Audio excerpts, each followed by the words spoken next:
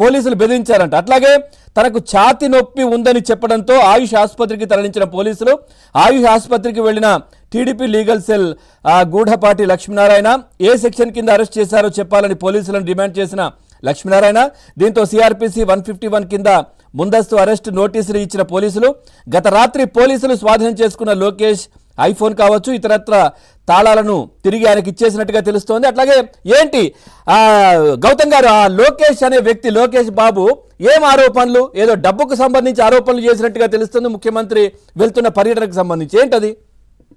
ఈ జగన్మోహన్ రెడ్డి గారు 2019 నుంచి 24 వరకు సీఎం గా ఉన్న కాలంలో ఆయన అక్రమంగా మరికొంత ఆస్తులు సంపాదించడం జరిగింది క్యాష్ రూపంలోనే. అంటే ఇప్పుడు మనకు ఆల్రెడీ మద్యపానం మీద ఎటువంటి డిజిటల్ ట్రాన్సాక్షన్ లేకుండా క్యాషే తీసుకుంటాం వెనుకున్న కారణాన్ని వివరిస్తూ ప్రతి నెల అది తాడేపల్లి వాళ్ళ ఇంటికి వెళ్ళి ఆ డబ్బు చేరుతుంది. దాన్ని కాకినాడలో ఉన్న అక్కడ ఆల్రెడీ ఆ ద్వారంపూడి చంద్రశేఖర్కి దాన్ని అందిస్తే ఒక పోర్టు ద్వారా అది గుజరాత్ లో ఉన్న ముంద్రా పోర్టుకు చేరటం, అక్కడి నుంచి విదేశాలకు తరలి వెళ్ళడం, విదేశాల్లో కూడా జగన్మోహన్ రెడ్డి గారి బాబాయ్ తాలూకు కొడుకు పాస్టర్ గా పనిచేస్తూ ఉంటాడట.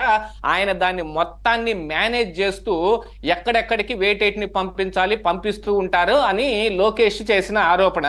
దాని మీద నేను చాలా కేసులు ఇంటర్నేషనల్ గా కేసులు పెట్టాను. ఇప్పుడు గనక అమెరికా గనక జగన్మోహన్ రెడ్డి వస్తే అరెస్ట్ కూడా చేస్తారు. నా దగ్గర 7 లక్షల కోట్ల రూపాయలకి ఈయన ఇలా తరలించుకు వెళ్ళిపోయినట్టు ఆధారాలు ఉన్నాయి అని మొన్న ఆయన ఒక ఇంటర్వ్యూలో మీడియా ముఖంగానే చెప్పారు. అది చెప్పిన కాడి నుంచి ఆయన మీద టార్గెట్ పెట్టుంటారు. ఆయన కనపడ్డాడు ఇక్కడ ఎయిర్పోర్ట్ లో, కనపడగానే అరెస్ట్ చేసేశారు. మరి అది కాకుండా ఆయన ఇప్పుడు ఎన్ఆర్ఐ అయినా ఆయన ఇప్పుడు అమెరికన్ సిటిజన్. మరి మళ్ళీ సమాధానం అమెరికన్ ఎంబసీకి ఏమైనా చెప్పాల్సి ఉంటుందని మళ్ళీ ఏమైనా బాధపడ్డారో ఇంకేమైనా ఇబ్బంది పడ్డారో తెలియదు కానీ మళ్ళీ ఆయన ఫోన్ లో అంటే ఇట్లాంటి వాళ్ళే గౌతమ్ గారు యథేచ్ఛగా అంటే ఇట్లాంటి డాక్టర్లు కావచ్చు ఎన్ఆర్ఐలు కావచ్చు ఏదో ప్రభుత్వానికి వ్యతిరేకంగా మాట్లాడారని చిన్నగా ఏదో పోస్ట్ చేయడం, దీనివల్ల వాళ్ళు అక్కడి నుంచి ఇక్కడికి వచ్చినప్పుడు గతంలో కూడా మనం చూసాం వాళ్ళని అదుపులోకి తీసుకోవడం, ఇబ్బంది పెట్టడం ఇవన్నీ చేస్తూ ఉంటారు. కానీ ప్రతిపక్షాల పైన చంద్రబాబు నాయుడు గారి పైన కావచ్చు, లోకేష్ పైన కావచ్చు, భువనేశ్వర్ గారి పైన కావచ్చు, తర్వాత టీడీపీ అనుష లాంటి లీడర్లు కావచ్చు, వీళ్ళందరిపైన కూడా ఇష్టం వచ్చినట్టు మాట్లాడిన వాళ్ళు యథేచ్ఛగా ఆంధ్రప్రదేశ్కి వస్తారు, ఇక్కడ ఫంక్షన్లో అటెండ్ అవుతారు, వెళ్ళిపోతారు. వాళ్ళు మాత్రం వీళ్ళకి కనిపించరు. ఒక్కసారి అనుష గారితో మాట్లాడదాం. అనుష గారు ఏం చెప్తారు? ఇప్పుడు ఏదైతే జగన్మోహన్ రెడ్డి గారు లండన్ టూర్ ఏదైతే ఉందో దాంట్లో ఆమ్స్టర్ డ్యామ్ దీనికి సంబంధించి కూడా మీరు మాట్లాడారు, ప్రస్తావించారు కొన్ని అంశాలు.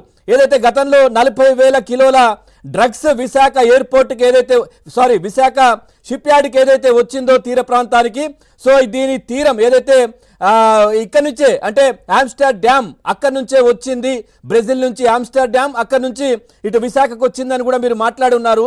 సో ఏంటి లింక్ ఏంటి? ముఖ్యమంత్రి గారు కూడా ఇప్పుడు అదే ప్రాంతానికి వెళ్ళారు.